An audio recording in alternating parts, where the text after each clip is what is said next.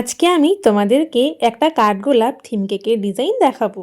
তো প্রথমে কিন্তু আমি ফন্ডেন্ট দিয়ে কাঠগোলাপগুলো বানিয়ে রেখেছিলাম। প্রথমবার যখন কোনো কেক বানাই তখন কিন্তু একটু চিন্তা হয় যে কেকের ডিজাইনটা আমি সেম করতে পারবো তো। কাস্টমার যেমনটা চেয়েছিল আমি কিন্তু ঠিক তেমনটাই করার চেষ্টা করেছিলাম। এখানে আমি বেশ কয়েকটা কাঠগোলাপ তো আগে থেকে করে রেখেছিলাম, সেগুলোই এখন আমি কেকের ওপর বসিয়ে দিলাম।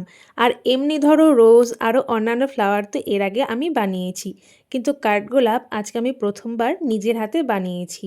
প্রথমবার যখন একটা কাঠগোলাপ বানাই, প্রথমের কাঠগোলাপটা কিন্তু সবচেয়ে বেশি সুন্দর হয়েছিল। আর পরে আরো 3টে মতো বানিয়েছিলাম। এই কেকটা ইনসাইডে ছিল বাটারস্কচ ফ্লেভার। আর জানো তো এই কেকটা কিন্তু আমি অনেকদিন আগেই বানিয়েছিলাম। তোমাদের তো বলেছিলাম আমি এর মধ্যে যে কয়টা কেক বানিয়েছি তোমাদের কিন্তু সেগুলো দেখাবো। তো আজকে দেখো কি সুন্দর মিষ্টি একটা কাঠগোলাপ কেক তোমাদেরকে দেখালাম।